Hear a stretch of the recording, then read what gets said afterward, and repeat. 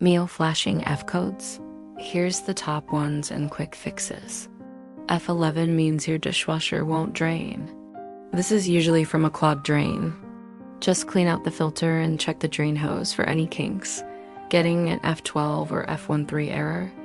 That's a water supply issue. Make sure your water valve is open fully and clean the inlet filter screen to remove any debris. F70 means the leak sensor has been triggered by water in the base.